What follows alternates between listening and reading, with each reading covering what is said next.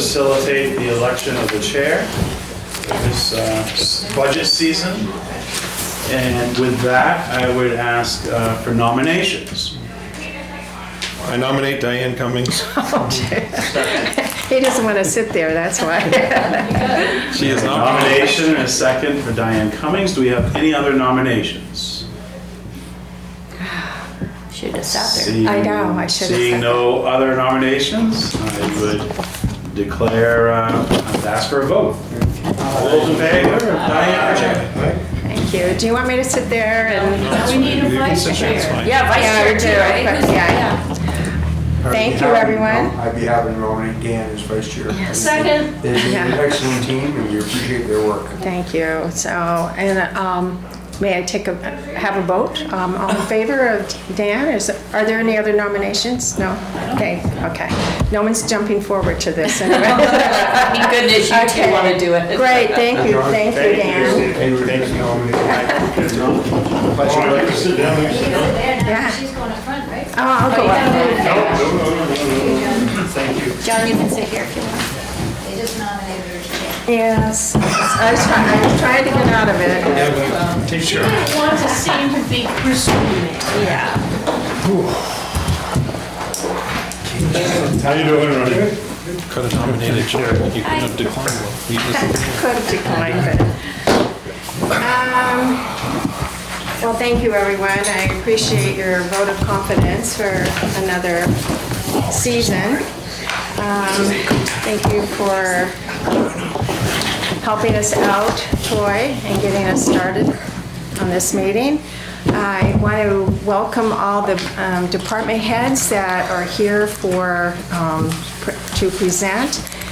Troy and Lori provided the schedule of all the department heads and when they will present.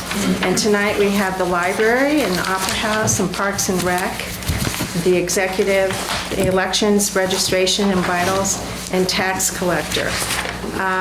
So anyhow, Troy, if you have an overview too that you wanted to speak to. Yeah, sure.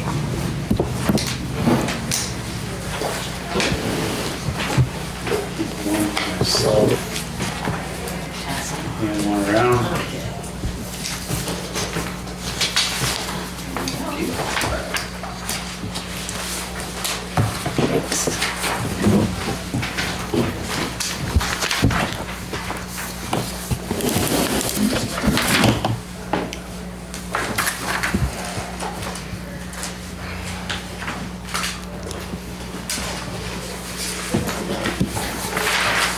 Thank you, Karen.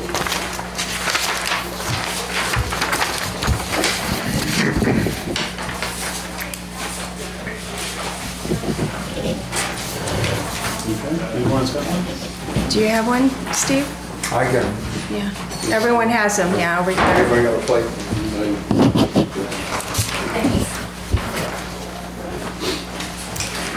Well, there's a couple things I wanted to touch on before we got into the budget. There's been some discussion with the budget committee during our quarterly meetings about revaluation, the tax rate, assessed valuation distribution,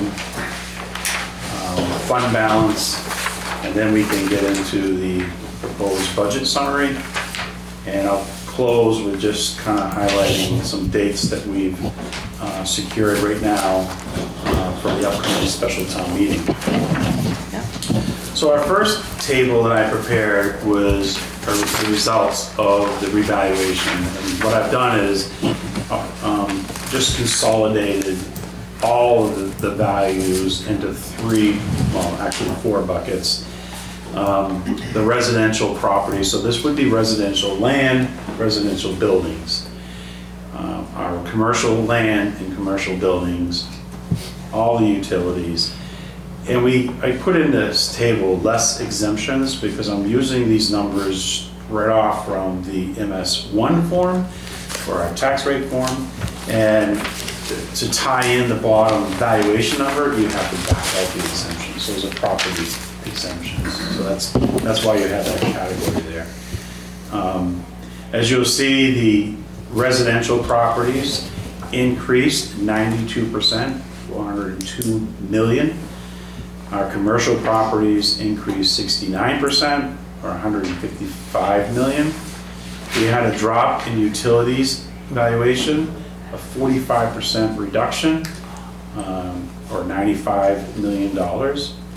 And the exemptions are down 439,000, or 13%.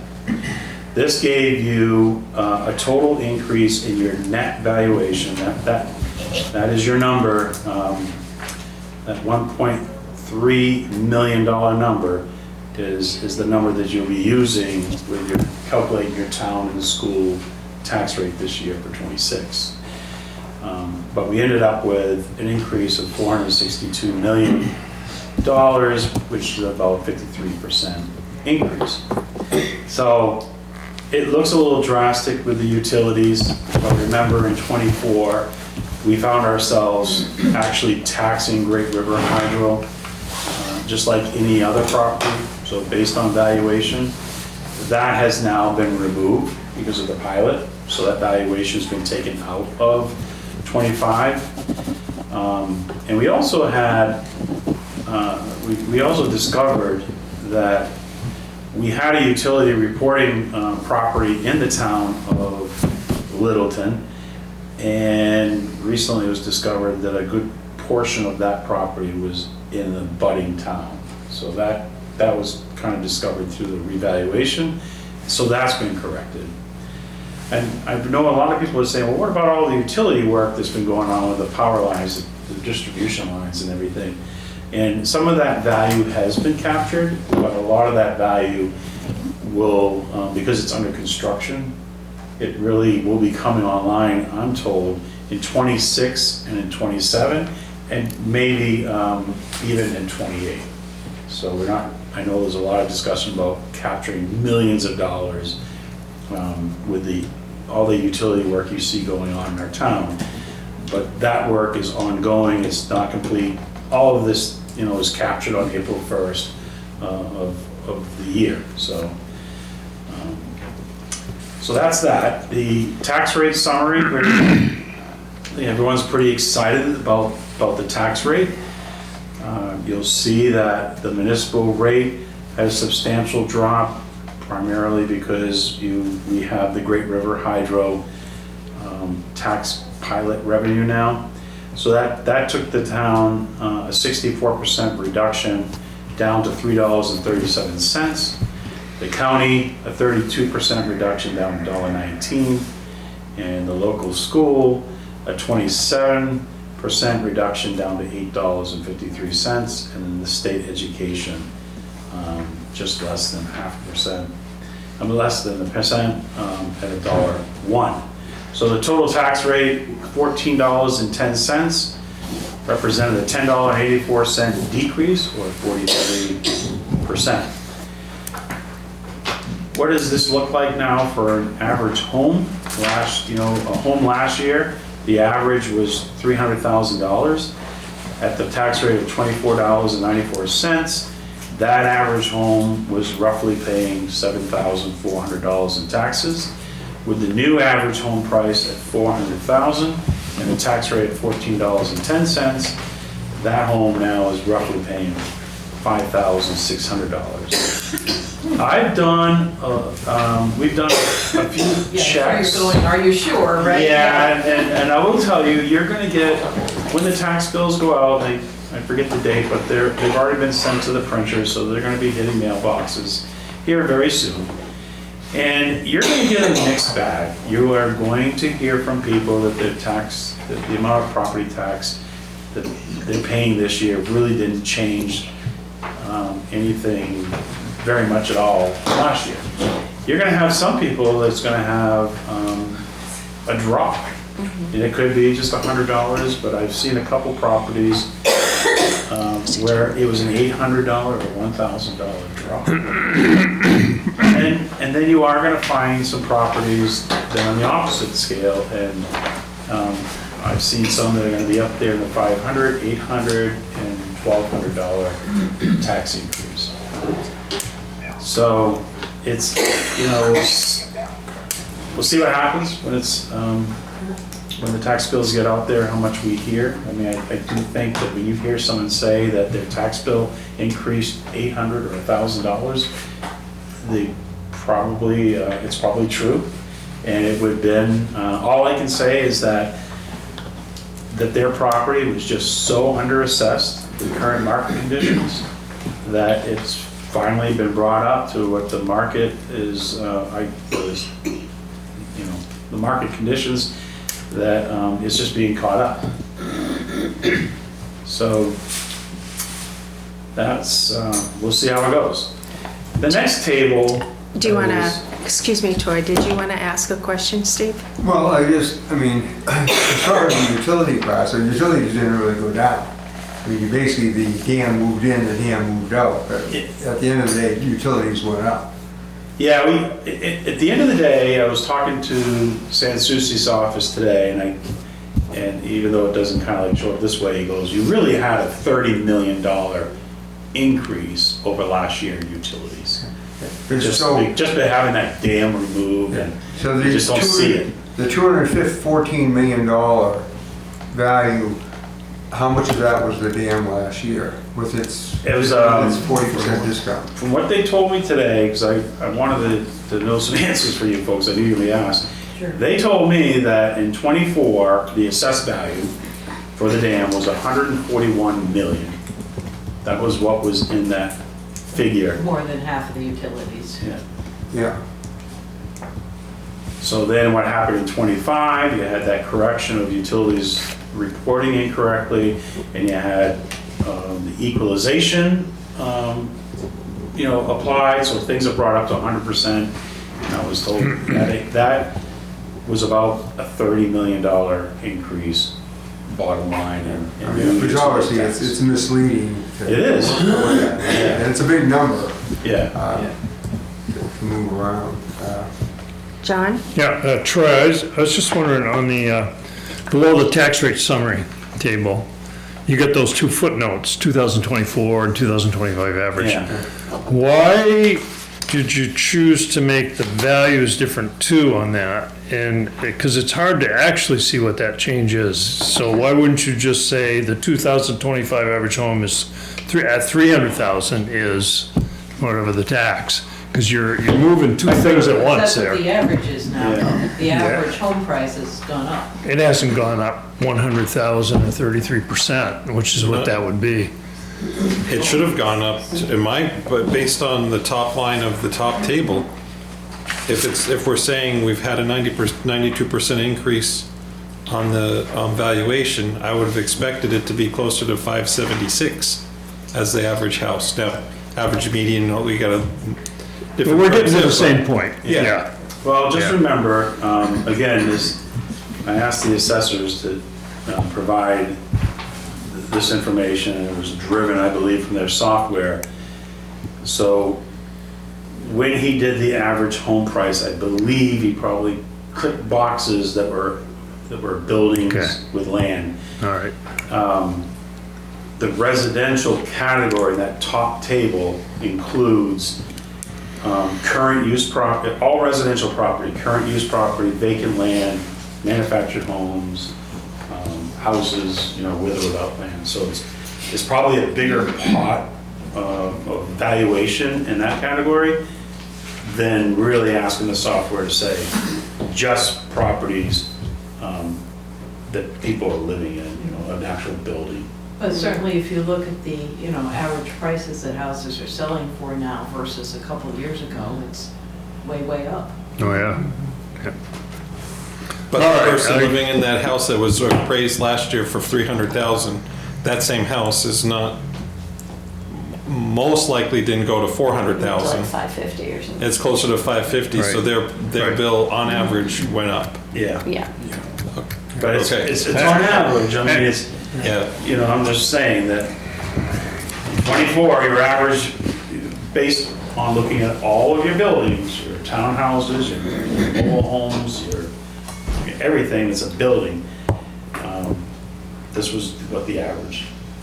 So San Souci provided both numbers with the same pool of properties kind of thing? So KRT does the residential. Sorry. Yeah, Okay. it should have been the same pool, unless they forgot to click one little box.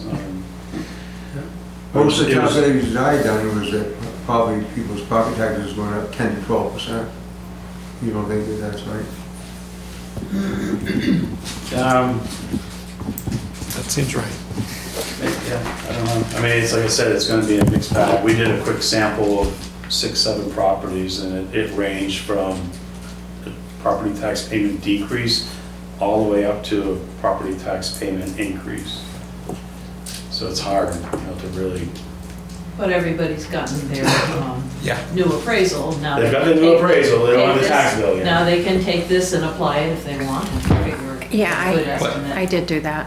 To your point, if you take the average house of 300, multiply it by the 1.92 overall increase that we got in residential, and then you multiply that, that gives you 576,000.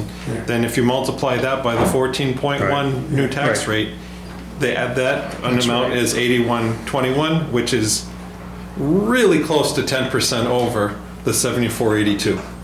So, yeah, I think that number makes sense to me. Yeah.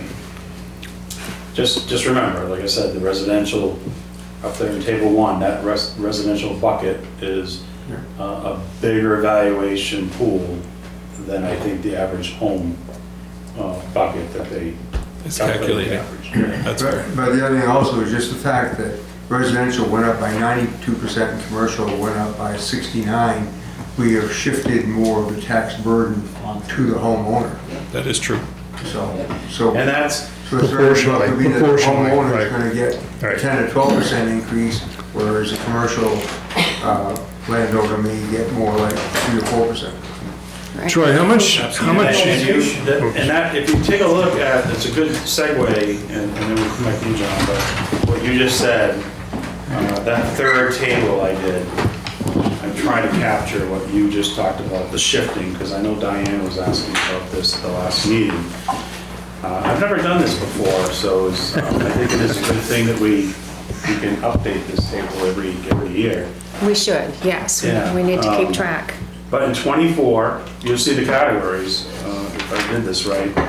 The residential property represented your tax base, 50% of it was residential. It is, in 25, is now 62.89, it's basically 63% of your tax base. Your commercial did increase, but, a small amount. In '24, it was 25% of your tax base, now it's 28%.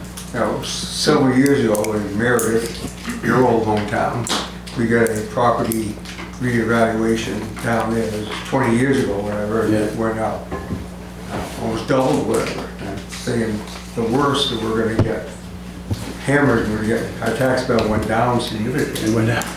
Because that meant a lot of those houses on the lake, way more We're than double. under assessed, yeah. That's right. That was my first, welcome to the Do room. we need to skip a question? We have one more question here. Sorry for missing the quarterly meeting. If that's when the details of the pilot was discussed or explained, could I get a 30-second synopsis of what was a pilot, what number did they end up landing on, and how is it split with the school, if at all? We didn't get into that at the quarterly meeting.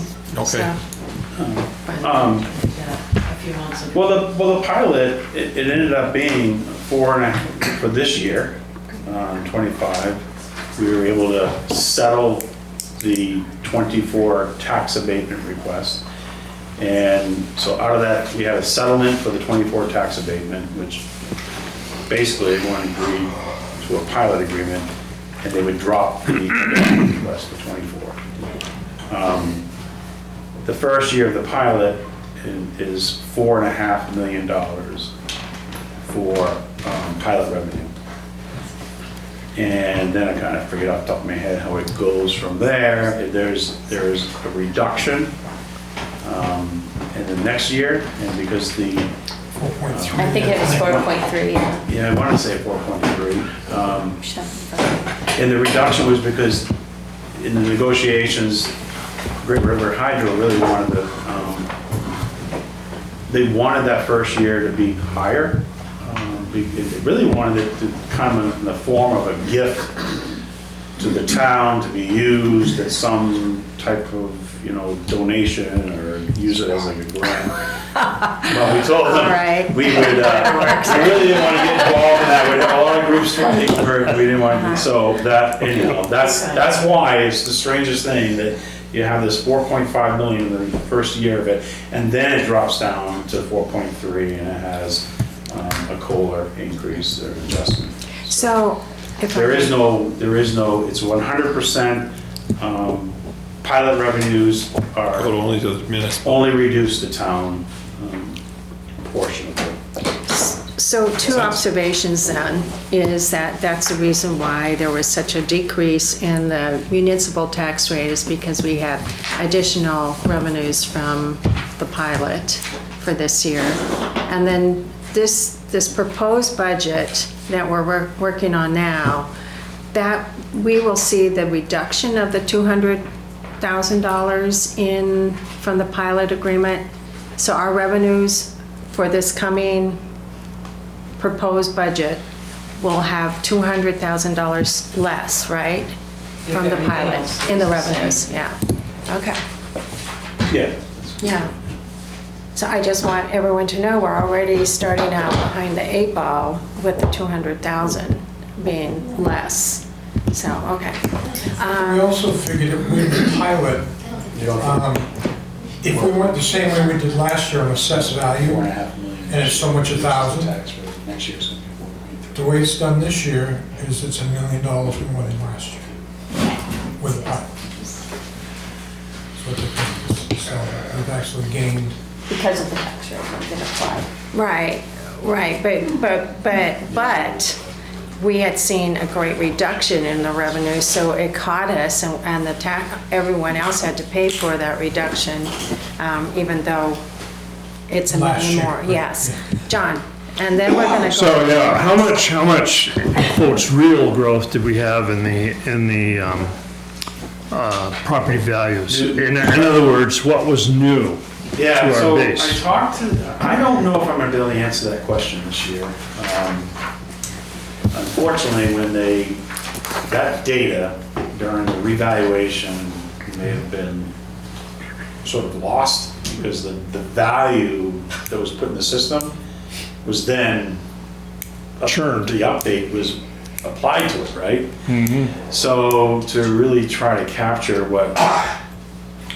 what new construction, just new tax base was added April 1st. And it was put in, and then, of course, all these new values were added to it. So that was the initial response I got back from the assessing. Because I think it's something we should pay attention to, because if we see a flattening out of our, for lack of a better term, the real value of the houses that we have on the market and the buildings and all of that, and we don't have any growth with new, I think we want to know that when we're doing our planning. And I'm not sure we know it from these numbers, which is why I asked the question. But So is there any way that you can, like, go back and ask them again? So I can understand. we're gonna continue working on that, and how exact I can get, I don't know. I think in our planning department, they may have, for whatever permits that have been applied for, they have some value that people put to. So, I asked that question from our quarterly meeting, and my initial response was, I don't think we can do it. That just seems odd. You'd think Yeah, they'd have yeah. X units that they've gone out and reassessed, and then they No, have X units That were never assessed that are before. new in their Right. database. When something is put into the Seem database, to be, they should be able So to- Troy, Just say 20, because KRT's done so ours. just really fundamentally, are we growing or are we not growing? In real housing units and business Well, units? You or- grow every year, absolutely. And Yeah, the real question and then is- how much is, yeah. Yeah, I don't know. I would like to know. Typically, it's not. I'm sorry, I would like to know. Well, I think we'd all be concerned if we weren't. And I think that's the reason for asking it. But on balance, I think, I feel that growth is not covering. Our inflation Expansion rate, costs. yes, Right. right. We're falling, we may be growing, but I think we're falling short of keeping even. I mean, if this ends up being a 10% property tax bill increase, this is gonna follow on what last year was also a 10% property tax increase. It compounds, is what you're saying. Right, so anyways, 20% in 2 years is a lot. it's a lot. So I'm going to insert this at this point. Troy and I had a meeting earlier in the summer, and he had brought up the idea of, I don't know if you had seen it someplace else. I think you had heard about it or had seen it someplace else, where you follow a certain few properties and how much the tax impact has been on those properties each year, and so you can start following like what's the tax impact.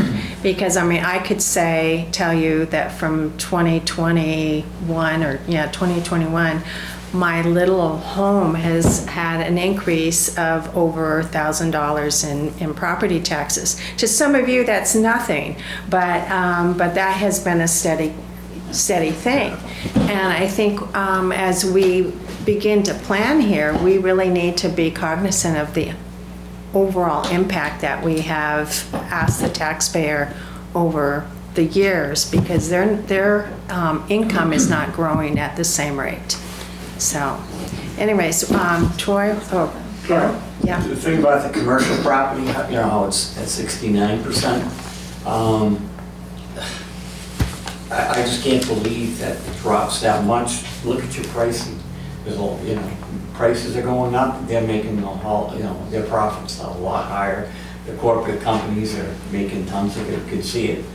I don't know. I think that might disturb some of our taxpayers to say, hey, you know, the commercial property is getting a break.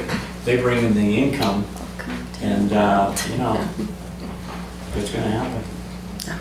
How do you answer that? Well, we'll turn that question to Troy.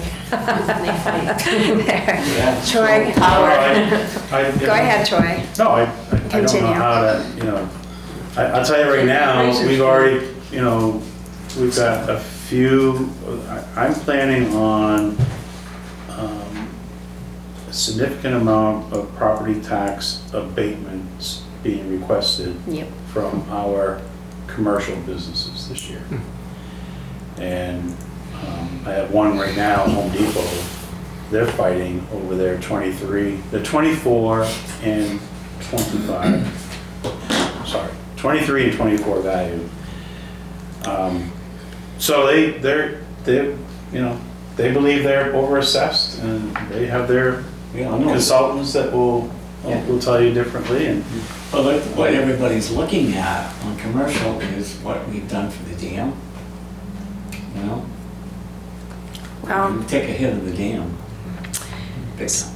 So I'm gonna let Troy proceed down what here. do you mean by that? Well, we're, you know, they walk in and say, I want my taxes dropped by whatever they want. And they're way under taxed as it is. And so the commercial guys come in and say, then, you know, my property's worth $2 million or something. But I don't know, I just think we're letting the taxpayer, you know, the commercial and utilities tell us what we're doing, how we're doing it. And we should tell them what we're doing. Well, But we got the expenses, we're the one that has to talk to the taxpayer. Litigation Realistically, costs a lot. realistically, it's just like it is with the people who own the dam. They're large, they're well-financed, they have lawyers who do this all across They the have people on country for salary their, that just for do their this work corporate chain. to And do does it things. suck? Yes, but is it reality? Yes. I will quote you, Mary, on that. Sorry, we'll change that word. Is it unfortunate? Yes. Is it reality? Yes, yeah. But it's the same with the Home Depot and It's the any of Lowe's. those They're big, across the country. Yeah. They have lawyers, Walmart, they're just on there and- 24/7. They And will you're fighting. And they little abate- Mrs. they do it Smith every town. homeowner, Yeah. you know, can barely fill out the abatement form, you know, and does not have a team of attorneys. I mean, yes, it's just is. And we spend $100,000 over a $50,000 difference. Right, That's what you gotta look at. We spend so much if we file. All right, I'm I gonna, think, oh, I'm sorry. go ahead. Go. Well, I Last think, comment. it's hard to argue that homes haven't gone up dramatically in price though. And I think that's probably part of what's affecting this. If you look at pre-COVID to now, homes have, shot up in a big way comparatively to the downtown businesses and all of that. So I think, I think that's what plays into this. It's the market. Yeah. It's the market, because that people goes- don't want to come out and buy a business, they want to come out and buy a home. Right. Now, I want lower taxes on my home, but I have to face reality too. Yeah, where would you go if you got that kind of money Yeah. for your house? Where would you go? You can Yeah. always And I would go donate, you can so always far donate as to to the say town. the bottom of the market has gone up even more than the top of the market. Right. You know, it Yes. used to be that you could buy yourself a little house in Littleton for maybe $125,000, you know, maybe It's if true. you did a little Yeah, work. nice That's house. true. Now, the lowest I see anything, and some of them are pretty crummy, is like Oh, 300 yeah. plus, so, Yeah. you know. I'm gonna let Dan speak and then we'll let Troy continue. Getting back to something that maybe we can control in terms of, taxes and getting new pickups onto the rolls is, are we on top of the rail trail development, and when do you expect that to be fully taxed, when it's fully occupied, and at what point do you expect that to not slip through any cracks, so to speak, What's so the- that what's it's the deal getting, there? Yeah, how many, is On it 5 years of Well, that's all a 5-year Right, but- program, yeah. but it's not gonna slip through the cracks anywhere, it's on someone's So radar. what are we in, or year 3 on that now? database, or, I would say that when you go into this year, you're gonna be into year 3, this budget year, right? this tax year, so in 2 more years, they should be at full And that'll bring it assessment. That's adjusted as improvements come in. It's not that. There was, I'm not that familiar with the project, but basically they got some tax credits Because it's a to district. borough for the improvements that they made to the property. And really good program, actually. Take Right. an old building like that, make it now productive housing, businesses in there. And by having that tax relief as part of the portfolio of financing it, and eventually, going to be a full taxation. Yeah. So, but that should, and you say in 2 more years, be at Yeah, you full pick up stuff assessment. like that. It's not gonna All right, Troy, we'll let be you big money. continue. Can I give you one last for what it's worth department? Okay. And maybe just sort of break it down, and you can, obviously, whether I'm right or wrong here, but, so at the end of the day, after this whole process, the taxes or the payment in lieu of taxes that the dam is making is the equivalent of had we valued them at $319,148,000. Okay? And given those numbers, they would this year represent 23.9% of our tax base. Last year, with the adjusted downward figure of $141 million, they represented 16% of our tax base, the lowest ever. And the only question I still have on that is why it didn't revert to the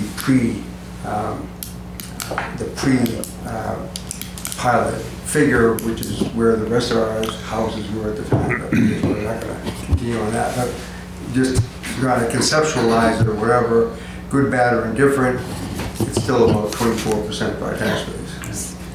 We did some, That's a good summary. we did some preliminary, when we were in negotiations, and I think that if you do some math now,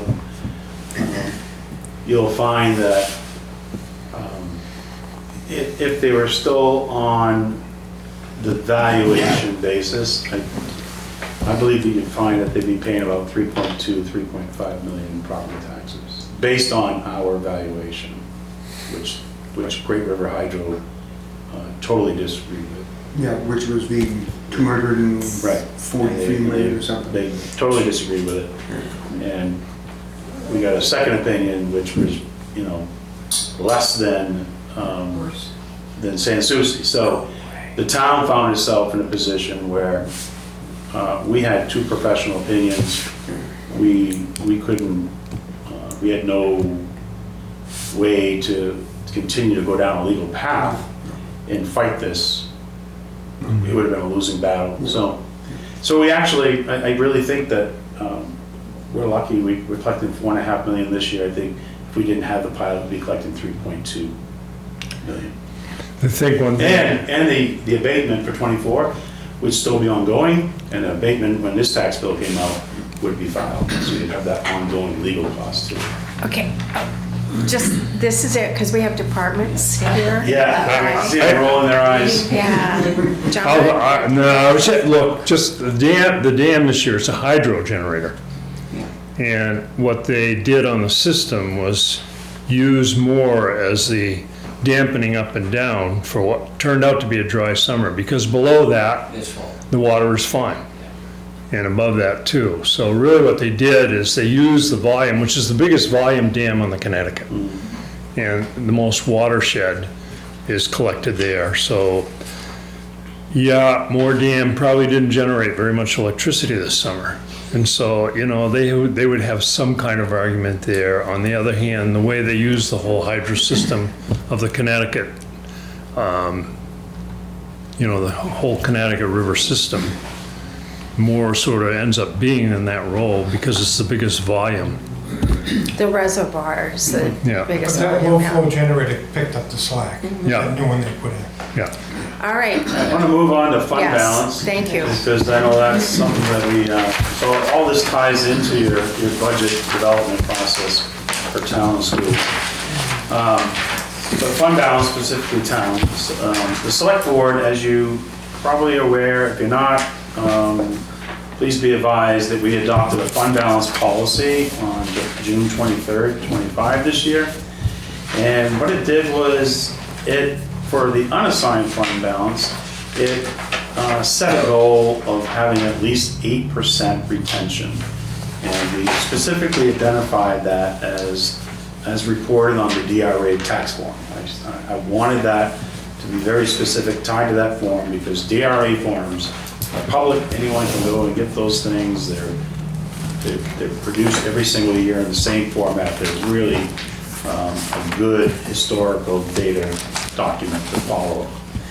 So the 24, when we set our tax rate, our retention was 5.93% of 1.6 million. When we just set our tax rate this year, our retention dropped a little bit, and we found ourselves at 5.09% of 1.4 million. So we lost a little bit of money, $157,000, going in the wrong direction that we want to be going in. I want to get that up to 8% at a minimum. And as a consequence of having that policy in place and seeing our fund balance dropping, we chose not to use the fund balance to reduce taxes this year. So it's the first year in a few years that we've not used fund balance to reduce taxes. The goal would be to continue that trend until we get to 8%. Anything over 8%, the policy lays out how we plan to spend it. And the lowest priority is to reduce taxes. The highest priority is for one-time capital needs, emergency type things. But, you know, you'll see, you've seen the warrant articles. We have a warrant article say we want to buy a pickup truck and we're going to use the unassigned fund balance and there'll be no tax impact. So you would see, in my mind, more articles like that when you have the fund balance exceeding that 8% retention. all right. Okay? Perfect. And the 26 proposed budget, let's get into this. Just, we talked about this last week at the quarterly budget meeting. The goal this year for the town is to have a budget with an increase in the range of 5 to 8% gross increase. And this is a benchmark against the town budget, the general fund budget, and all town warrant articles. This excludes all petition articles, the tax credits, overlay, and use of fund balance to reduce taxes. I just want to, say that this may or may not be achievable, but this is our goal, and goal is a goal. So right now, as what we prepared, there's still moving parts, but as of right now, we are at about 8.2% without 2 union contracts negotiated, and then you'll hear about a couple other things that are still kind of pending, which is insurance costs. We all know that this time of the year, we're still waiting. We've got our property liability, that went up 106%, but so when you see this, we talk about it, just remember this. Last year, because we were transitioning from a fiscal year to a calendar year, we only budgeted 6 months. So this year, you have a full 12 months of property liability, and then on top of that, you have an increase in the cost of the policy. That's why it's 106 then, because, Yeah. all right. But the 5 to 8%, you're thinking that seems unrealistically high or low? I think it's a realistic goal for trying to put together a budget that meets the operational needs with all the increases that you have going on today. And at the same time, putting together warrant articles that address the items that, we've been talking about here for the last year.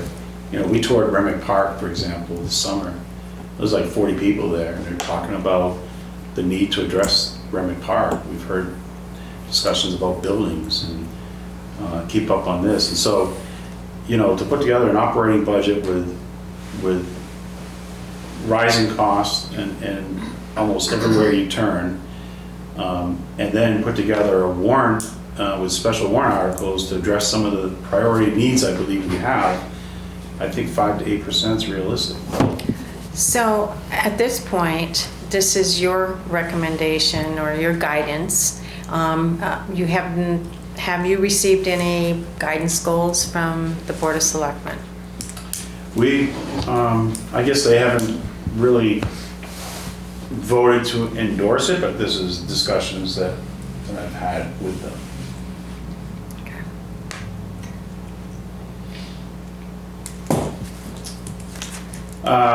So workers' comp, health insurance, one of the big items in this budget right now is our health insurance. On average, we had about a 10% increase, and we're actively right now involved in open enrollment. So as you've heard this before, a few weeks, we'll kind of have a good handle on what the census count is as far as plan participation. Yeah. I'm nervous about that. Utilities, the water rate increases, I was told to anticipate a 10% increase in water rates. You won't really necessarily find that throughout the budget because we really try to take a good look at almost all the lines in the budget and looking at historical data. So if we were missing the target, making corrections. If we're overestimating, making corrections. So don't think that you're going to go through the budget and just see a 10% on all water lines, but there is, the water department informed us that they would have a 10% increase on water rates. They did tell us that on hydrants, that their fee would change from $92 to $150 per hydrant. We have 260 hydrants. Why is that different from the overall water rate increase? From the water rate increase or the? Well, the hydrant increase is considerable, and I'm just wondering what what the is dollar driving. amount is? What is, no, I can multiply. No, I mean, I just, we have a water rate increase anticipated at 10%, and we have hydrants increasing from $92 to $150. I was just wondering what was driving that, or do you not know? They just told you that's what it was gonna be. What makes them different? Thank you, Steve. That's what I was trying to say, and obviously I didn't. It's Littleton Water and Light Yeah. has set the rate for the hydrants. And in talking to Lori earlier, because I always go and say, are we going to have an electrical increase in our rates, and are we going to have this or that?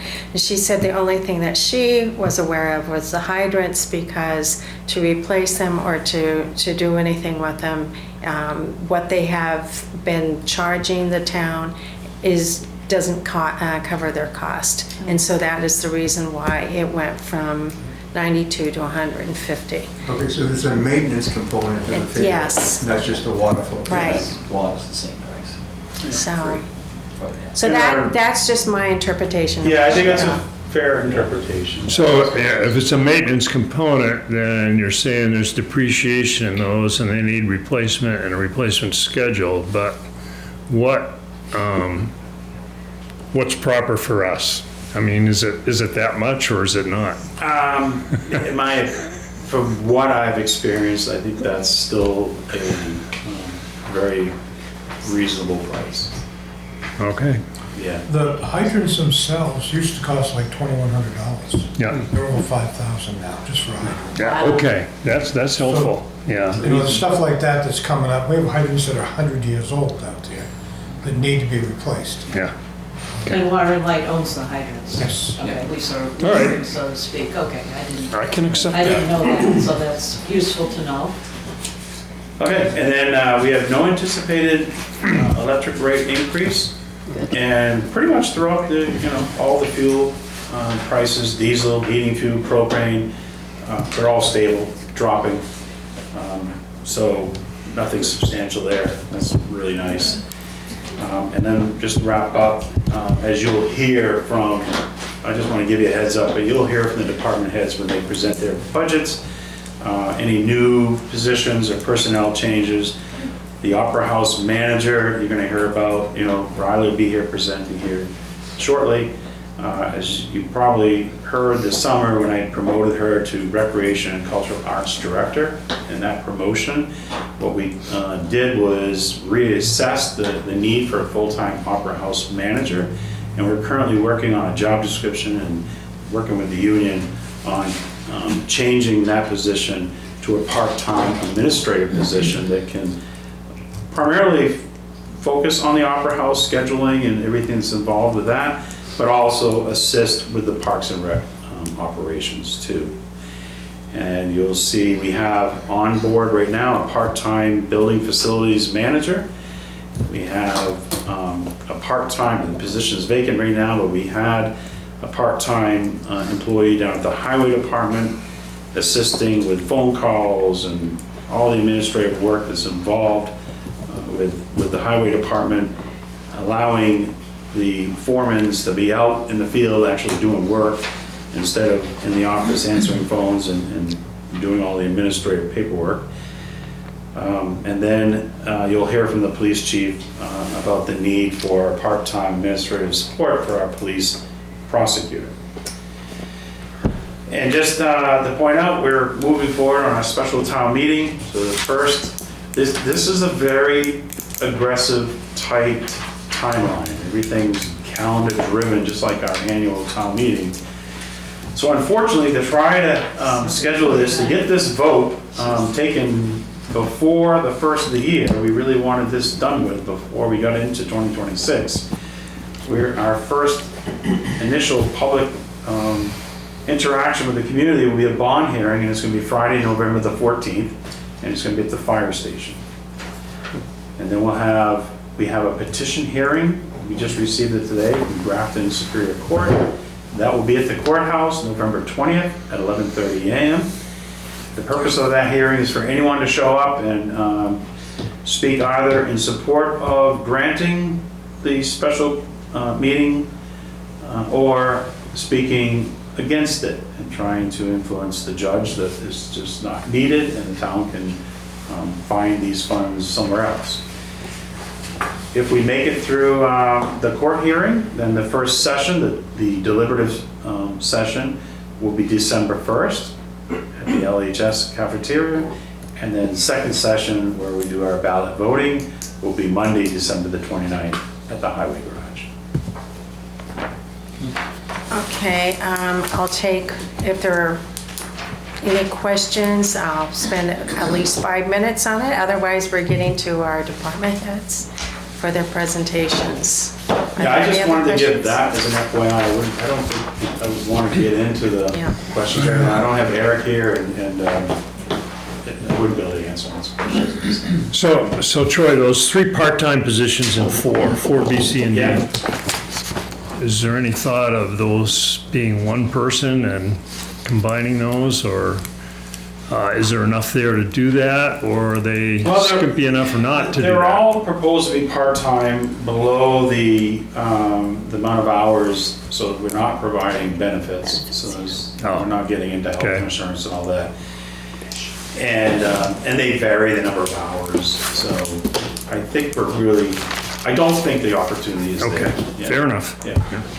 All right, so, John, quickly? Just very quickly, for the record, the special town meeting is about the sewage treatment plant, correct? Yes. Okay. All right, so thank you, Troy, appreciate that. Megan? Thank you. Right down there, if you have, sorry, we're kind of, It's all good. and Megan, you have a couple of trustees with you, do you want to introduce them? So I have Brian Copwell and Amy Fillion. Amy's the chair of the board. Thank you, just go to it, however you want to present. I mean, if we want to, the finances were, for salary staff, like 325, which the rest of the town is offering. Historically, the hourly staff hasn't actually town office staff, since they're going to unionize. We looked at their contract to match it so that it would be in the same ballpark. So they were, I think, for about 4%.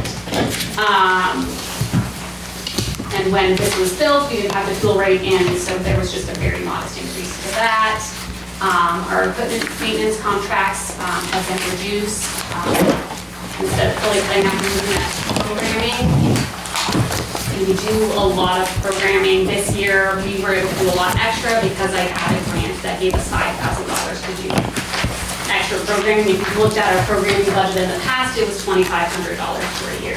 So we ostensibly had tripled the programming budget this year than we normally do. Is that a grant that will be ongoing? It was a beautiful invite.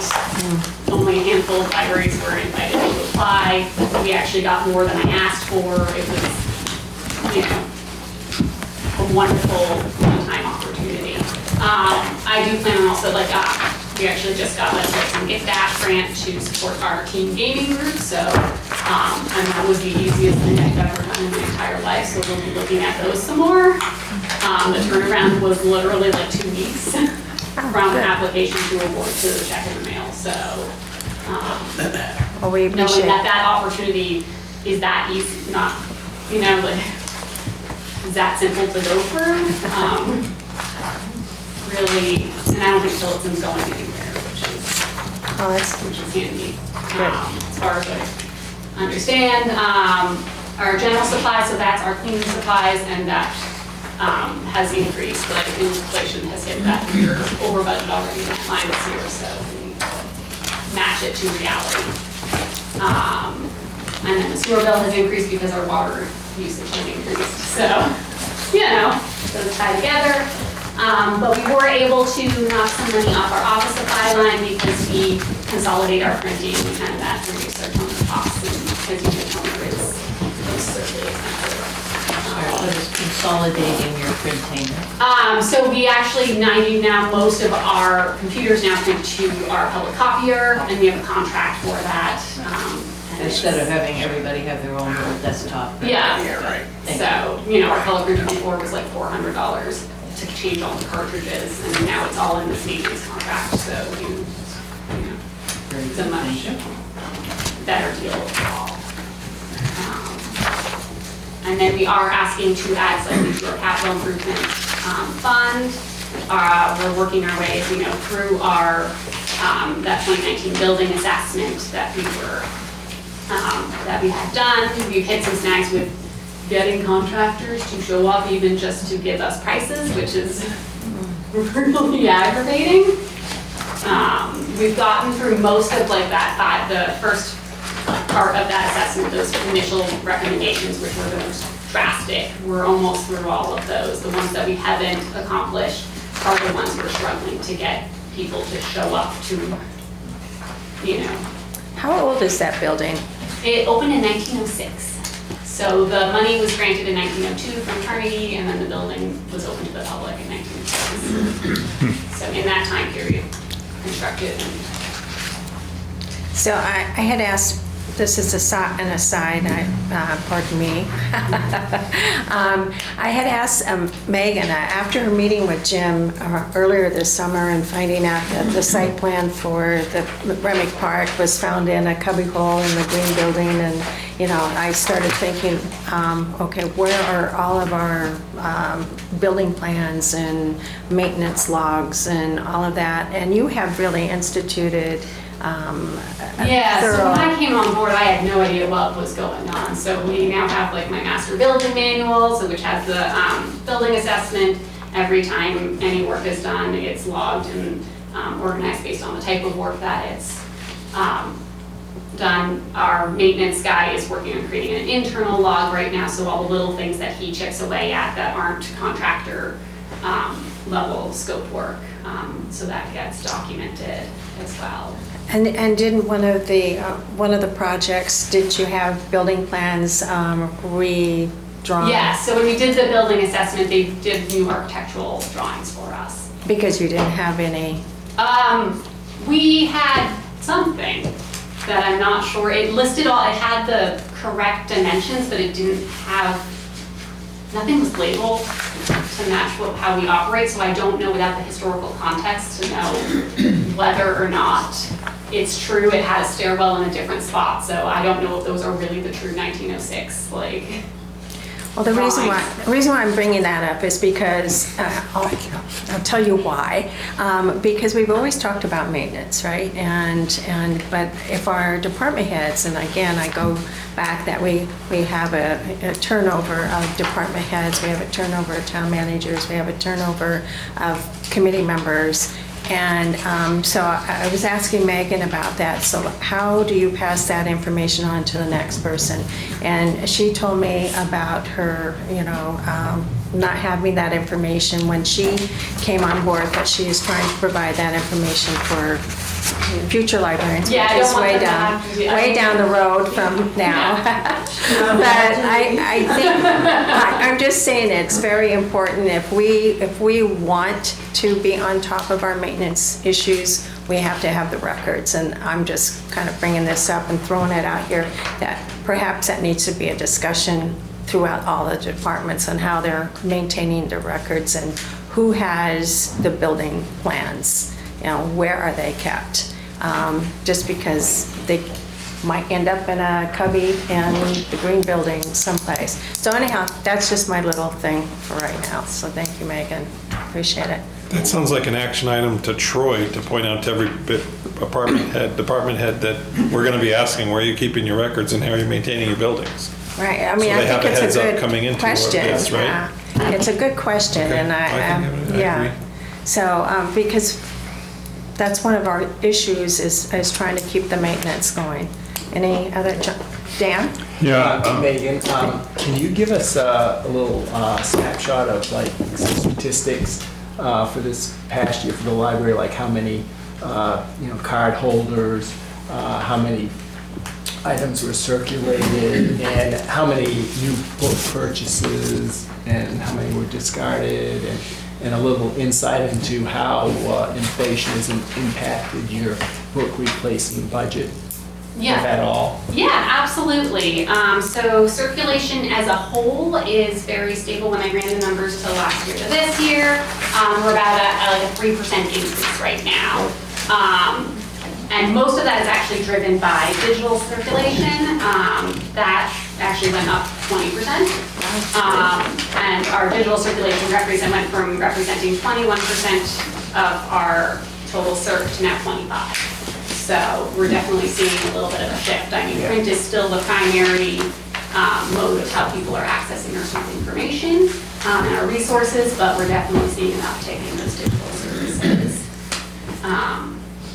And how many do we have? I know we have non-resident card holders, so to speak. Yes. Versus residents. residents. So has that changed any? And about how many do we have that are non-resident versus resident? Resident, I mean, it's obviously much higher, and it's always, when I look at that report, it's always like a snapshot in time because cards expire, you know, they're like, it's not always a true representation of the full range. Right now, we have about 1,500 active residents with about 100 active non-residents that have currently paid up, you know, to.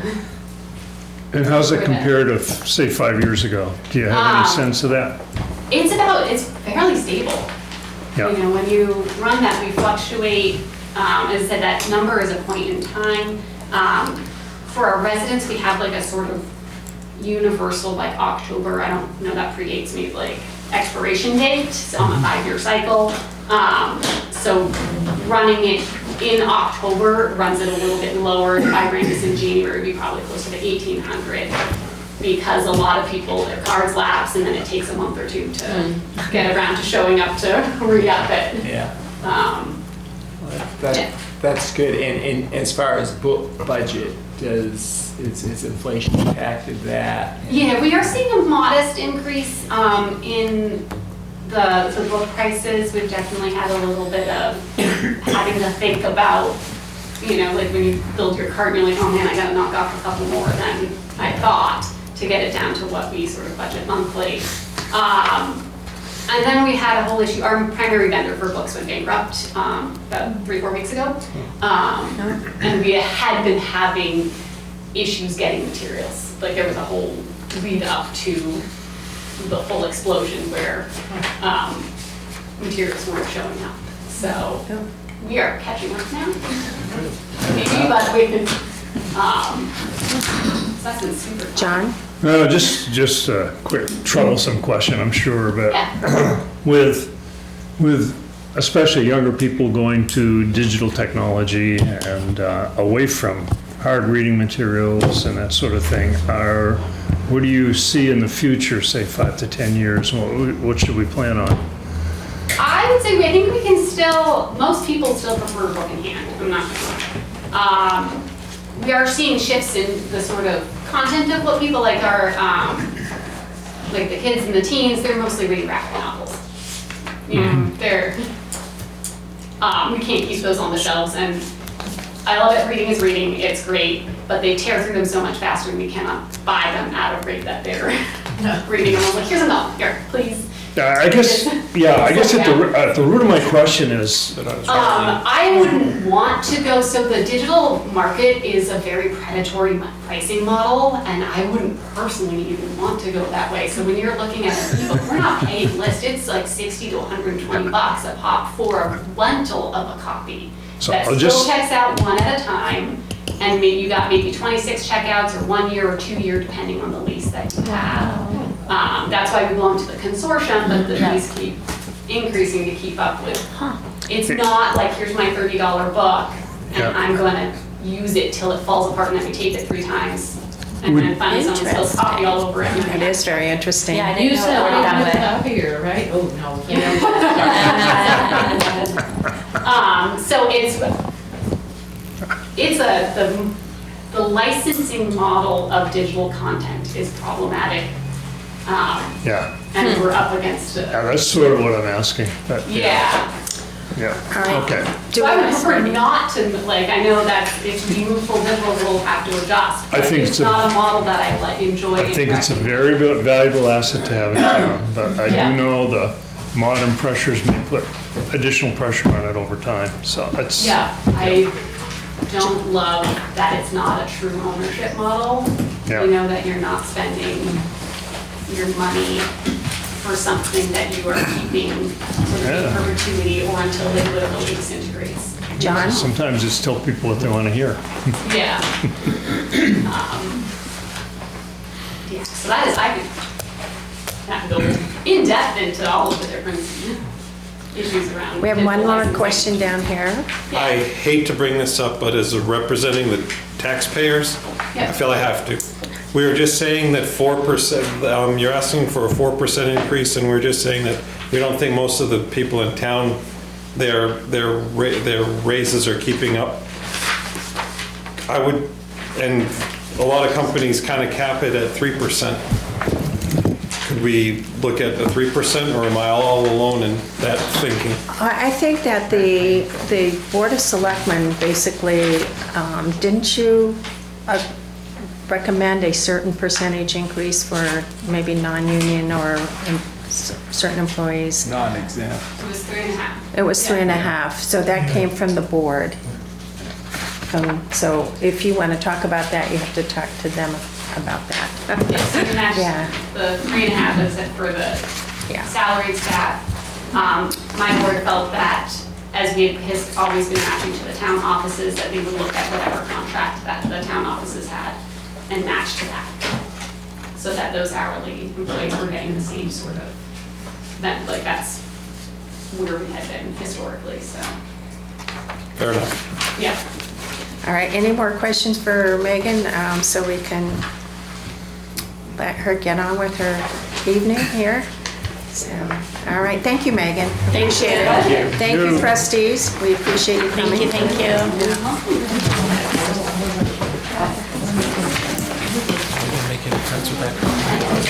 Maybe, I don't know. The Opera House, Yeah. 80. What is it, 80, what is that, 87, thanks, Gary. Yeah, she did it at one of the quarterly meetings. It was one of our quarterly meetings. It was the one last week. Maybe it was. 88 to 91. Yes, it Yep. was. Or 87. I attended one. So. Hi, Riley, how are you? How are you? Good. Do you want to introduce your commissioners that are here? Sure. My commissioners here tonight, we have Courtney Bowler, Heidi Hurley, and Danielle Cook, and then we have a Friends of Irving Park representative, Jim Fillion. Thank you. Here with us as Yeah. well tonight. I'm Riley, I'm Recreation and Cultural Arts Director for the town, and I'm going to present the Opera House and Parks and Rec budgets. If my voice is shaking, it's not because I'm nervous, but I'm very, very cold. So, outside for a little while. All right, we're gonna start with just going through the budget narrative. I'm gonna focus on a few increases. What page Are you doing Opera House first? Opera House, Okay, yes, cool. Opera House budget 87. first. 87? That's what was on the agenda first, so I'm just gonna follow that. So your first increase that you have would fall under the part-time position, which is what Troy briefly mentioned for the admin assistant. Looking at about 29 hours a week with a 4% increase for the support staff union contract that they would fall under. And then you have 4 new lines here. So previously we had an event line, and if you remember last year, we took some of the unanticipated events that we had and just turned them into anticipated events. So that's like concerts in the park, the golf tournament, Independence Day, and First Friday. So that allowed for us to implement them into our budget. Those 4 new line items are basically just a breakdown of the event line item, and it helps with just accounting purposes, being able to see the money that's specifically being given to those events, and then it will show on the revenue and expense side the same, if that makes sense. So what we're collecting in terms of revenue, and then what we're spending for expenses. It's just a neater way of looking at it. But with that overall, and adding all of those up, it came to $50,800. And then for the event line itself, which is your Opera House events that you might sponsor and buy refreshments for, or pay for ticket tax or what have you, that dropped to the $2,000. So you'll see that breakdown on your spreadsheet. And there was only a little bit of a difference from what was actually asked for last year, which was overall $53,000 to, when you break it all up and add it, to $52,800. There's a little bit of a difference there. Heading down to phone and internet, we had a slight increase. And our non-negotiable lines that come out of that are charter communication and consolidated communication, and one of those does include a copper line for our elevator services. And the final increase on this budget would be the heating fuel cost. So we took our actual numbers and increased the line from 11,500 to 13,000. We have had a couple of different malfunctions that have happened with our heating system, which have thrown our monthly rates off a little bit. So some of the months are higher than typically anticipated, but hopefully with the fix in the system, we're able to get that closer to actual numbers. What's the reason for issues with the system? So with the boiler system, it's kind of a little complex. There's like 4 different boiler systems downstairs, and a couple of them weren't getting enough water to actually pressurize and push it all through. So it was just blowing cold air consistently. Wasn't able to heat itself up, but we have a company that we're actively working with that have been in a couple times to adjust the water pressure, add water to it to kind of get everything circulating again, but we haven't been able to keep it consistently. So they are, the systems are very clean, they all look good, but we are trying to get a hold of what's potentially causing it, so.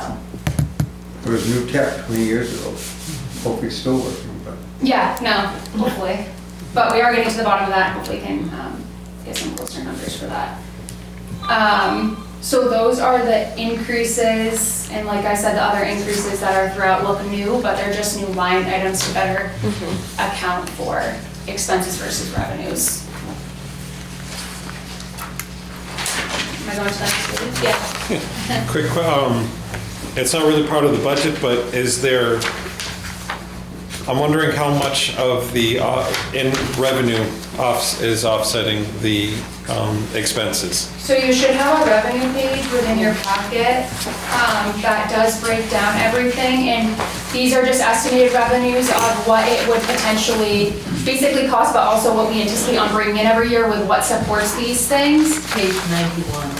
Thank you. Yeah, I'm sorry, I don't have those, That's fine. page numbers for you. But bottom line for all of those, including rental income and income from departments, which are separate from those new lines, we're looking at anticipated $70,650 for revenue. So if you look at the events line specific, that those would be coming into there. So you're just saying that the Opera House here. only generates 2,500, or you're anticipating it generating 2,500? So that's just income from departments. That's if we were to host something. If we were to host a concert or something, and there's usually typically door deals that go with that. And if somebody comes to us and we create a door deal opportunity, then we work with that performance to say there's a 60-40 split or what have you. So that's that line, but the rental income line is where we would say if you came to rent the space, that's where those funds would go. So you're anticipating 18,000 in rental space, rentals, okay. So do you have I guess, a marketing plan, or have one developed? Now, I know you're new at this, but it's been talked about for, 5-10 years ago when the facility was upgraded, that, and it's quite, time-consuming and costly to have an outside firm come in and develop that, but to have a marketing plan for that facility so that you can generate more revenue to help offset the considerable expenses for the building. And by that, at the time, there's areas around here, like Gorham has a facility similar to ours, like an Opera House, Littleton does, and Barry, Vermont, et cetera. And from time to time, there's certain events that are being put on at one of these opera houses, and if you could somehow collaborate with those managers and those events so that you could draw when they're in the area, and so to speak, have a circuit and bring them in to maybe get some interest and get some sponsors from businesses, because I know that's what happens at the Barry Opera House. They have, of course, it's a bigger community, but they have like Vermont Insurance is in Montpelier, and they're a big sponsor. So something on that model to develop usage and income, and also to promote entertainment in our downtown.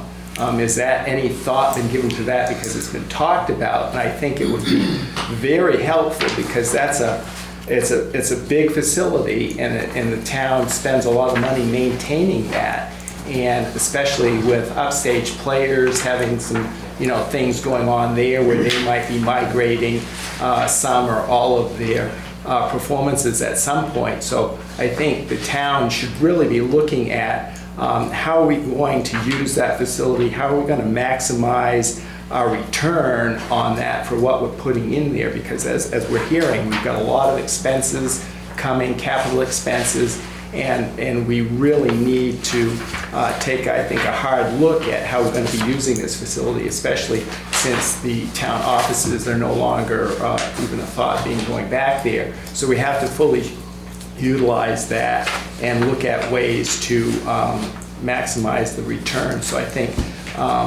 having a marketing plan would be a positive step in that direction to help maximize the return on that investment for the taxpayers. So. Yes, so a couple of things. We don't currently have a marketing plan that's beyond our generic plan of just websites and social media.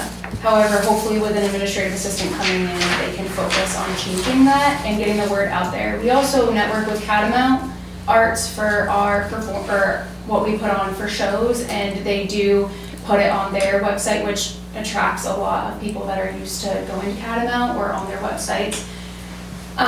Is that The relatively new?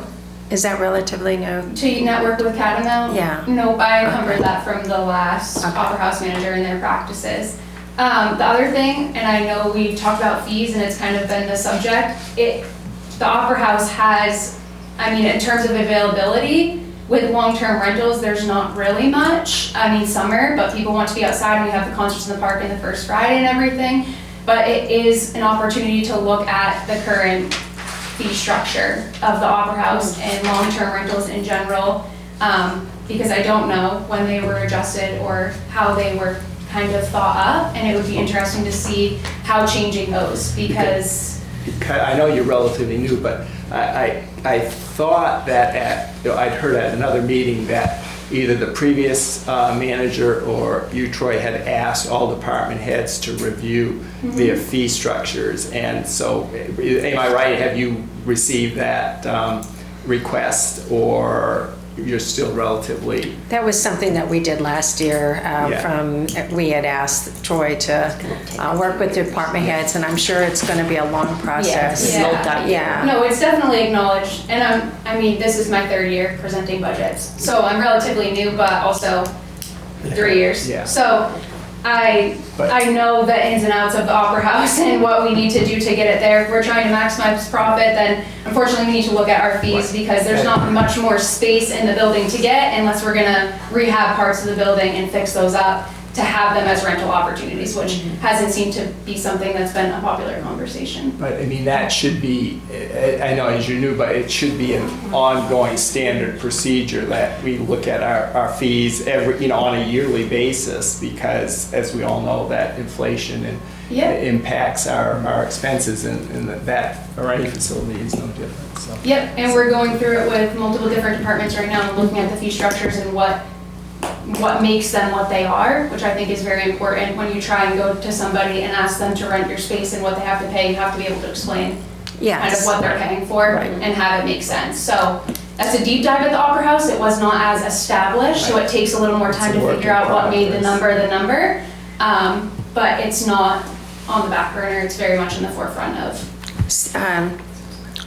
Steve was first, yeah.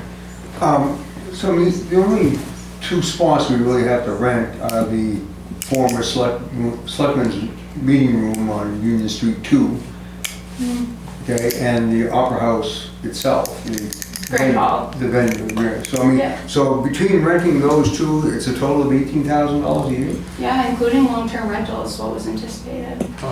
Because I know back prior to COVID, there was a lot more rental activity under previous managers, and there was a lot of birthday parties, showers, that kind of thing, family type activities, and events or entertainment sponsored by either local businesses chipping in to put it on, or they had a fund that was used for seed money too, because I know a lot of programs or events, they require upfront payment, like a band or whatever the performance is, and they would use that money. And at one point, the town budgeted so much for this, and it was going to be like a line item for seed money to fund these types of events. And then as they became more frequent and more successful, that money would go back to the town and it would stay in the seed, the seed money line, and then the balance would go to offset expenses. And that's something, I don't know if you should, maybe look at, or again, with your marketing plan, develop. So, Well, I just want to clarify Yeah. something. So our rental income currently from January to September was $11,610 thus far. And we still have 2 long-term rentals I need to pay and a whole bunch of reservations. So you're doing well. it's not, we're not in a spot where there's a huge differential for what we're anticipating next year. I also want to add that the birthday parties and everything need to have availability there, and for their dates and times and what they need. And there are people that I'm turning away because there's not availability for what they're requesting. So with the 2 spaces that we have, we can't always accommodate. Right, and I know at some point there was talk of the beyond, the rooms beyond the upstairs. Backside of Selectmen's. Right, too, because I think they've been kind of gutted, or just they're in total unusable condition, but there was talk of having those upgraded so that they could be rented and used as well. So I'm going to look at the clock here. So if you haven't had an opportunity to ask Riley a question, Mary? Well, this is probably more a question for Lori than for Riley, but I noticed that the library has a line for property liability insurance in their budget, and the Opera House does not. Is that a reason? That's part of the general fund. Okay, so the library is over separate, that's, yeah. Right. Okay, I figured it was something like that, I just wanted to ask that, thank you. Okay. John? It's, I think you just answered my question, but based on, compared to this year, what does the estimate, next year's estimated revenues look like? Are they flat? Are you is this, we're expecting a 5% increase, a 10% decrease, or flat, or? I don't have the numbers off the top of my head for what we anticipated for revenues last year, as I think that we, on this sheet, remember, we took away the rental income line. So we had taken away the rental income line and had merged some last year, but then after Lori and I were like, we need to have to differentiate the lines. So typically I could see what I anticipated on having last year, but since the line was created with a 0 start for budgeted technically, which was anticipated, it just shows 0, if that makes sense. Yep, it makes enough sense. And you also did say you're at 11,000 this year so far. Yep. With some other things, so it sounds fairly flat. One Even, more. Any so more questions? And then we'll move on a little bit here. Anything else, Riley, from you on the Opera House? But now different hat, Parks and Rec, is that what we're doing? Okay. 100. Yeah, page 100. Next to the next one.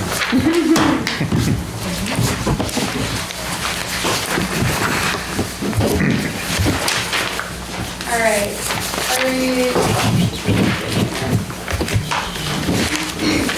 I want to thank you for the walking tour. I thought it was very successful. Yeah, appreciate that. It was great. And I hope you walked away from it with a lot of good input from people or thoughts, and hopefully we will hear what culminated from that at some point, if not tonight, some point. Yeah. Okay, thank you, Riley. So switching hats to Parks and Rec, one thing that was talked about at the walkthrough, if you participated or saw the meeting minutes or agenda from that, we were able to start our drainage project, which I went there today and they're about by the backstop.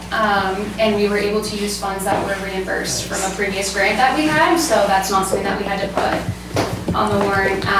And we are hoping that we have at least like phase 1 and some potentially, but that we can hook onto it in the future and really figure out once the green building's gone what we want to add for drainage. But a big chunk of that project and a big chunk of the concern is being currently dealt with, and it should be done in about another week and a half if their estimated time is correct. So That's great. that's big news. That was a big project. And that was a grant if I remember right, that had neared expiration date or It was the a reimbursement. reimbursement? Okay.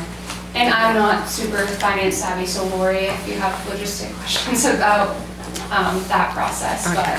but we were able to use those funds. All right. Any questions on that, on the grant? Okay, go ahead. So- Okay. Increases, temporary positions increasing from 175 to 180, and this is because we are talking about a change in the temporary positions pay scale for summer. This has been talked about for quite some time. We have to figure out a way to be competitive and also get qualified staff. So a change in the fee structure, or the pay scale is coming. Longevity, you'll see an increase, and that is due to, again, the union contract that we have in place. Internet access and phone increasing from 62 to 7,200. You'll see some non-negotiables with our current services in there. And I was unable to get a concrete answer on the anticipated increase, but they told me that $25 a month should cover what they're anticipating for a potential increase there. So I accounted for that best I could. And then the last increase on this page would be to the property and liability insurance, and Lori just explained that we're accounting for 12 months instead of 6 months, so that's why you'll see that change there. Does anybody have any? Are you changing the fee structure on your camps and pool access and whatnot, commensurate with the change in Yes, rates? so it won't show on your revenue side yet, because that's something that I have to take to the commission, and we have to do a public hearing and whatnot in order to evaluate those. But they were provided to them when I discussed the budget with them, to just say, hey, FYI, this is what I'm suggesting for changes, this is what they would produce for numbers, but also leave us within the demographic that we're at in Littleton for our community programs. So that will be something that the commission is probably going to review come into the new year, so you might see your revenues be a little bit different than estimated based off of those increases. Dan? A few questions on numbers. Do you have, like last year's attendees in your summer staff program? And also the staff that are involved with that program, and also the number of staff for the pool? So typically the way that we hire is we hire people anticipating that they can work the majority of summer, and as we know, we're dealing with high school students, so that's usually never the case. They have family vacations and other extracurricular and other commitments that happen. So I'll have to get you a concrete number, but I believe it was 20 or 21 that we had considered hired, but sometimes we only had 9 or 10 staff working at a time due to other commitments. So our averages for, we currently have 68 registered for after-school program, and that's $175 a semester. And all of these are subject to change, obviously, on a new fee structure with the commission. Our summer, we averaged about 70, but that was also due to staffing ratios. So it's important for us, although we're not required to have a ratio, that we do have an appropriate ratio for staff to students, and the summer fees are $125 for residents and $150 for non-residents. Our basketball program has 72 for in-house season, and then the 3 through 6 travel team currently has 34. And the price for that is $35 for in-house, $50 for travel, and if you do both before November 1st, it's $75. And then our youth cheer average is about 16, and it's $50 flat rate for residents or non-residents. And that's a new program that we just implemented last year. If you look at page 104, she has estimated revenues for Parks and Rec. And so go on. May I? I'm sorry. So these estimated revenues are prior to the increases on the fee structure? Okay. Bill? Yeah, question on the school. Do they give us anything for the use of the park and all the maintenance you do? Nope, so we currently have a memorandum of understanding between Parks and Recreation and the school that is basically first come for the school and first come for Parks and Rec for facilities and usage. And there's no current fee attached for either party on use. They get the deal. We do use them basically 365 days, give or take, obviously, but we use them the majority of the time as well, so. John? Yeah, right, the tour we took of the park this summer was really good, and thanks to you and Jim and others. When I think about it, that park has changed a lot over the years. And I happened to go back when you played baseball and football on a not level field and remember all that. And what I'm wondering is if we've had too much of a piecemeal approach to it and therefore have created some problems too. And then how the heck are we going to fix some of the problems that we saw is one of the questions. And has there been any activity on some planning to do that?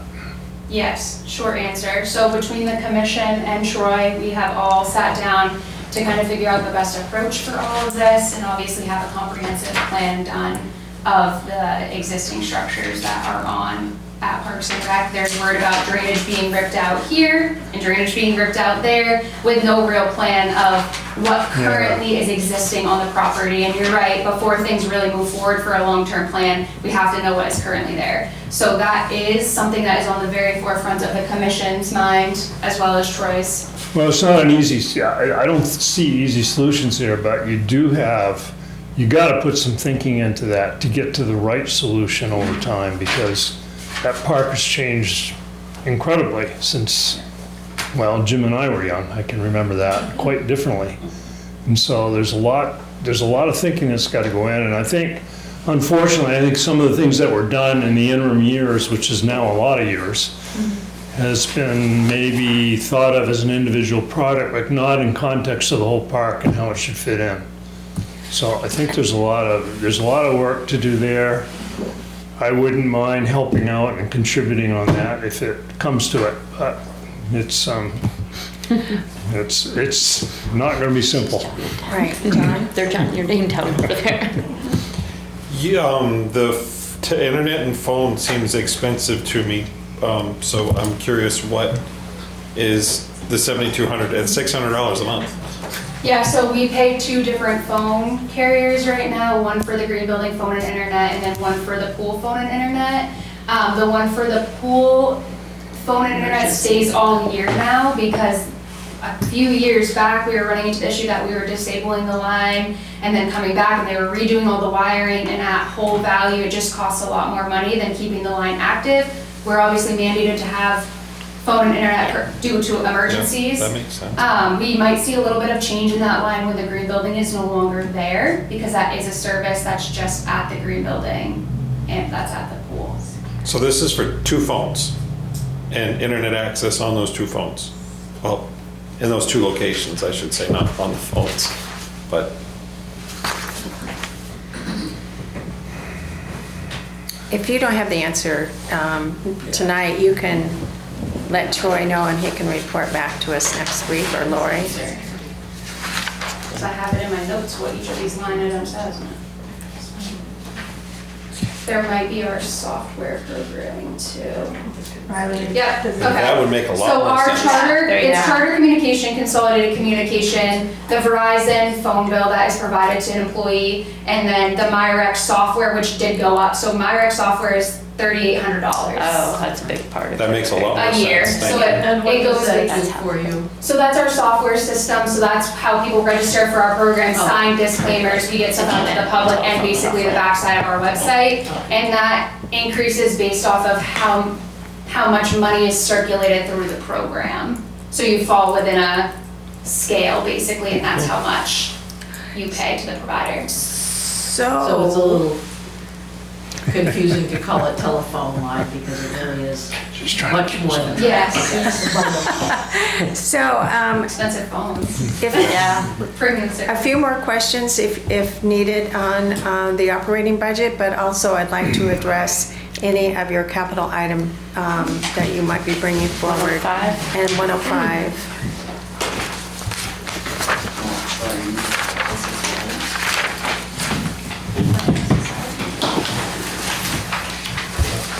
Yeah, I know. Okay, did they give an update? Oh, yeah. 510.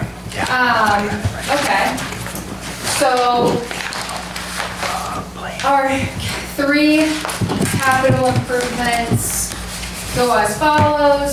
So we have in 2027, the Remick Park Green Building for $500,000. I worked with Ed Hennessy on these 2, and we also took into account in-kind donations or what have you. So these numbers are TBD, which was outlined on our capital improvement forms. Very rough numbers. 2028, the reconstruction of the town pool, and 2029, Remick Park field lights. And we do have more in-depth papers that I'm happy to send for your review, but they were sent to the CIP committee. Are those on the describing website? projects. I do not know the The status of. the back, the, you know, the worksheets that you have. So like if we did want to go in and look at this and what supports these numbers, is that available to the public or not? Is that? The cap, oh, I mean, The worksheets that are part of the capital plan? yes. so, I mean, I I just, think there was They're some, not in there. there was No. some discussion. this will be up, but I don't think that. not that, I I mean, don't not know that we the need answer to to know that. all the details, but if we were to do our homework, that would be one place that we would go. So I was just wondering about the availability of that. So on the 2026, you're doing the replacement of a Chevy truck? Is that No, that dropped? has been taken off. That's been taken off? Okay. Okay. So, So the truck is usable, I mean, for another year or 2, or why was it removed and on and off and just, I mean, It was Just- it was a decision that I made. But so- The so what- vehicle, I think, still has a lot of useful. okay, so it's good. And for these other items, I know like some of them are rather large and, you know, it's out there. But coming up with these, did you somehow get a quote, or did you just like get today's quote and anticipated like 10% inflation, Well, or how as was we that? discussed, at the time that we discussed the capital improvement plan, those are all in current dollars. Okay, all right. But did you In get? very rough current But dollars. yeah. did you get, how were those arrived at in current dollars? Was it based off of a quote or just an educated? Educated guess, because Yes. I actually wasn't gonna provide a monetary figure for any of them, because I think that all of them need conceptual plans to include Right. what they're even going to be, so it's very So it's a- hard it's a- to put a quote together Okay, or that's, even yeah, get I just wanted to one. know, yeah, right. So- that's- Money to those are- get one. To be fully transparent, they are were numbers guesses that Ed and for I. Yep. today's dollars, okay. I was also wondering, you know, with the CIP plan, because one of the positives that Tony had mentioned of having one is that you can plan for grants and going out. But it's kind of like the horse before the cart, or the, you know, like how do we do this? And to have a green building, if there are any grants out there, how much of a commitment do you have to have from the community to even apply for the grant? Do we have to say yes to the project and then you can find the grant, or can you find a grant and then in-kind money, or how does that usually work? Because I think a lot of these items, we're hoping you can find as many grants as possible to help soften the blow. So how does that work? Do we have to commit to these projects prior to grant applications? Or does it pertain to the grant? Any grant application, that you need to demonstrate a financial commitment, a local financial commitment. You need to demonstrate readiness. You need to demonstrate community input. So you came forward with, you wanted to build a brand new concession, restroom, utility storage building at Remick.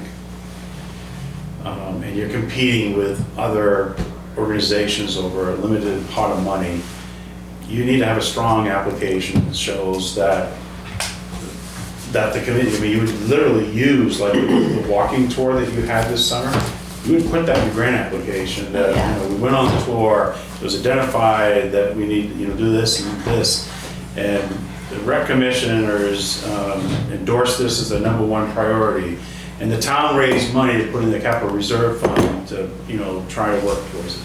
So it's all of the above. Well, see, But if you just said, hey, we want a concession stand, can you give us money? You're not gonna get that. well, see, that is part of the question, or background of that question is, so how are we planning for this? You know, I mean, if we have to have a conceptual plan, if we have to have a committee, if we have to have, how are we starting I that? think the first step is what Riley and I believe the rec commissioner is already talking about, is the first step, if you're going to renovate Remick Park, bring it back to, you know, a fantastic recreation facility that you're proud of in the community, you need to start off getting your existing conditions and then working from that with conceptual master plan of the site. The conceptual Because you master. don't know where any, what you need to move, where is the best, what are all the needs? You know, is there going to be, once you know where everything is, then you have that public engagement process where people step forward and say they would, you know, like to have a dog park, like to have pickleball courts. Are we gonna have, are we gonna rehab the pool? I mean, you know, all that discussion. What about the drainage, this and that? So that's where you're at. That really is your #1 priority for Granite Park, is to get your existing conditions and get your master plan. And it's gonna take some money and to do that, but it will set you on a course of leveraging when the grant opportunities there that will leverage it. And I'm not saying you can't get grant opportunities that help the master plan process. Yeah.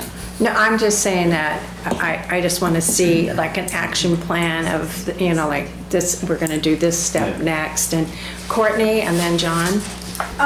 Yeah, so to sort of add to that, so I don't know how far they went, but I had seen plans that were from maybe 2016 or 2017 for a new rec building, and they seemed very,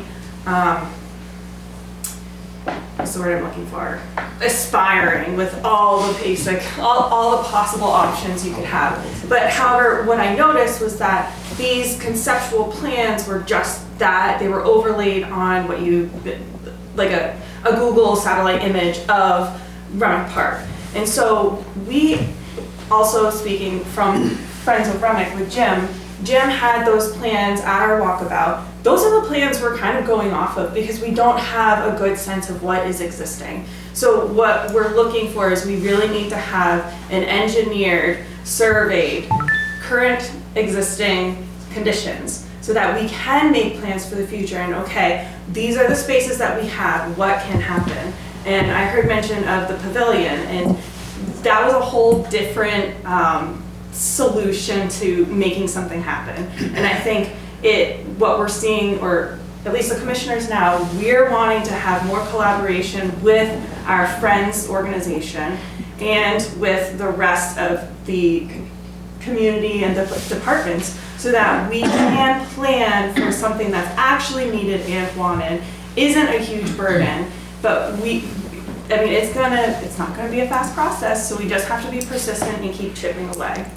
I just like to hear the, you know, like the next step. Sorry, I'm Right always now, like, what's the next step? is, you I mean, know? I still owe Yeah. the list of attendees and those questions that were asked, but unfortunately there aren't answers to to them. But, I mean, there are still, Friends is still talking and trying to do what they can. They're very small, it's literally for moms and Jim. But we're doing what we can. Every time we're out in the community, Friends of Remick is fundraising, and that is being injected back directly into the Parks Department. And then as far as the commissioners, I mean, we're doing what we can. We're looking at those field use fee structures. You know, we're taking small steps. So it might not be the big action item that you're looking for. I'm not looking for any action, I just want to. Yeah, we're making, I mean, the plan, I don't know, there was a motion made to authorize Riley to begin acquiring consulting services for that existing survey, because we have a line item for that. We want to make sure we're using that before the end of the year. So we're making steps. Okay, John, you're next, and then Danielle. Well, so,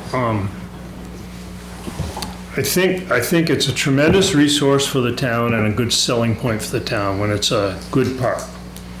And I know personally, growing up in Littleton, I took great advantage of it and had wonderful memories of all of what the park offered at the time. I think some of the things that have been done in the interim have been done piecemeal and not in conceptual whole. And I think some of the conceptual whole really needs to be done. Troy said it pretty well, I think, when he said, we really need a full plan. And I think, Courtney, you're saying some of the same stuff. That was our idea. Oh, okay, good. Took it to Troy. But, well, I could hear a similarity. So I think we really need, we need a longer look at it. And I think you need some engineering help to do that, actually. And to get that done in a good way is going to take quite a bit of planning, and then all the inputs from different groups is going to have to happen. But it's a wonderful resource. That park was, for me as a kid, was great. I can tell you that. And I think it isn't quite as amenable for kids today as it was back when I was young. And I think it could be brought around to a pretty good state and a pretty happy state if we worked at it. But I would urge us to do some real significant planning on it first. That would be my plea. Danielle? I was just going to comment on the fact that it's going to take time, but we did, John had suggested that we did look into an engineer, and that was what we brought back to the committee in one of our meetings. So we are taking the suggestions that we had heard and listened to at our walkthrough. And that was important because it is the community speaking, it's everybody coming together, and that's what's important when you listen to the people that have taken the time to come and share, and those ideas, they're important. And I think that is what's valuable to us, is that hearing from our community and the people that have a stake in what we're trying to do. And I mean, I just feel good even hearing that people want and have an interest. And you're just saying, you know, if you need help, I'm like, I'm writing that down. You know, it's just really important to hear that because I am all about the students and the kids in our town and our community, as well as, you know, I've got a mother that's 80 that sits up on a hill that's just like, I have nothing to do. And, you know, she would love a place to walk and a place to do things and people to do it with. So I just think it serves a purpose for so many people in our town and our community. And I just would love to see it just be so much better than it is, and it can be. It's just gonna maybe take a little bit, but we'll get there, working together. We will, and I think just having this conversation is a magnificent start, and the walking tour was great. Steve? Two quick questions first. What's the year of the truck that we were considering replacing? 2018, right? Yeah. 2018.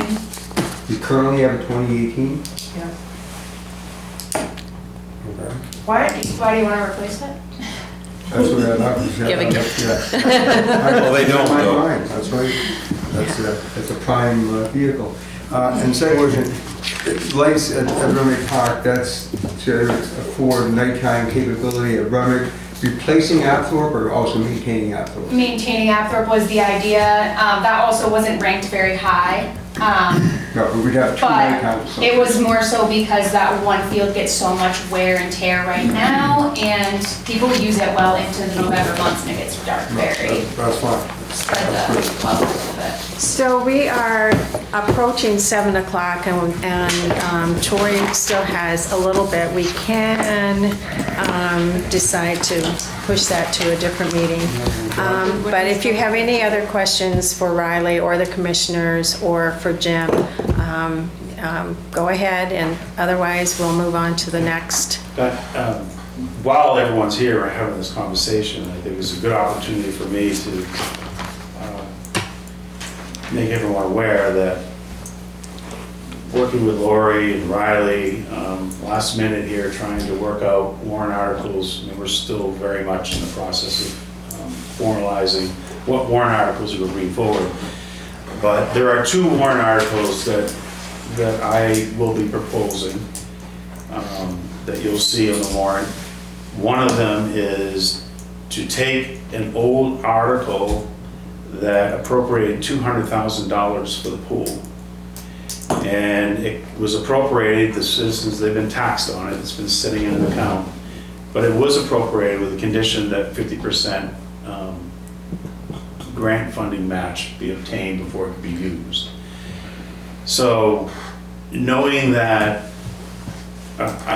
my proposal is to have a warrant article to take those funds and put them into the swimming pool capital reserve fund so that they can start being used, because we need to start doing an assessment, we need to start doing some work on that pool. That pool, whatever we can do to try to rehab it the best we can to keep that thing living, because I am sure the price tag to tear it down and build new is going to be something we can't afford in the near future. So having $200,000 sitting there that we really can't access is my attempt to try to repurpose it to the capital reserve fund. It's already been established. I think that is $1,500 or something. Another warrant article is, we have a warrant article, Remick Park Buildings. And that has a very small amount in it, and I'm proposing that we raise $150,000 this year to put into that fund. That will help with paying for engineering and surveying and maybe even some minor construction. But we are talking about to get a master plan and get the site surveyed. It's not cheap.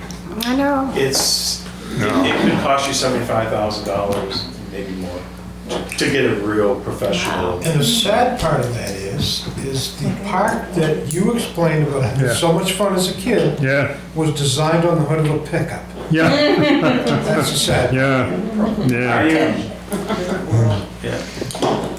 So I just want, because the rec commissioners are here and everyone's had that conversation, I wanted to get that out on the table. What type of pool are you looking at to replace it? You're gonna go with concrete, or are you gonna go like with a Fox pool? The River Fox pool, that's... Well, I think what we're looking at is really trying to resurface it, like they spray different, treatments on it, try to repair any of the old piping that we can. You also have, what is it, the kiddie Splash pad, pool splash pad. that has got a tarp over it, and basically it's a frog pond right now. Riley has. It's clean. There's no fractional But Riley has a flow. great idea of trying to turn it into a more of a splash Splash pad. pad, I love those. Nature park. And that's People very love popular those. for real young, kids. Yeah, Splash pad. especially when it's been so hot too. People And come tourists over would there. come use it too. But that, Sure. and maybe that can be accomplished but we gotta get some money going. So we can either we can get some work started and also maybe try to leverage some grant money. So we have 5 minutes left. And anything else from the commissioners? No, I just want to say, I wasn't aware that the truck was being taken off and these 2 other items. So for the next budget committee meeting, it would be nice to let the commissioners know that was the plan. Thank you. Anyways, thank you. Thank you for coming. Troy, would you like to, I don't want you to have to. You wanna wait for the next meeting? Yes, let's just wait. What were you gonna do though? And I wasn't ready. Give me more time. I was working on all my little tables today. Executive, elections, and tax We're collector. gonna be tonight. We're gonna be tonight. But anyways, anything else? I have discussion on here. We've had plenty of discussion. Is there anything outside of what we've discussed that you would like to ask Troy for next week or Lori for next week?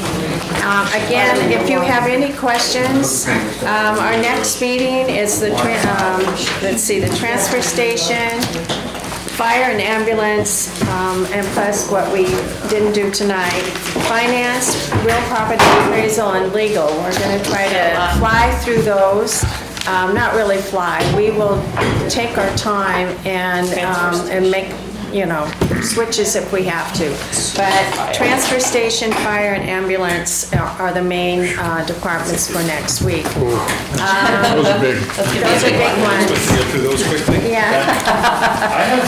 I have copies, we made copies of the MS1. Yes, I'll take And this one. is your inventory, this is your tax valuation. And then I have copies of the actual official tax rate. So if you folks send us want that. to have these. Pardon? Send us the official tax Good- rate. These are the good DRA documents, that are all that information. Yeah, I'll take some. Thank you, Troy and Lori, and, Could we again request help need help. with putting the yes, we can. room back? Where are It was these so going? helpful that time. Where the tables have to go in there? Yeah, in the closet there. So, is anything else before, okay, do I have a motion to adjourn? Yes, you do. And a second? Second. Thank you. And, all in favor? Oh, these are the tables.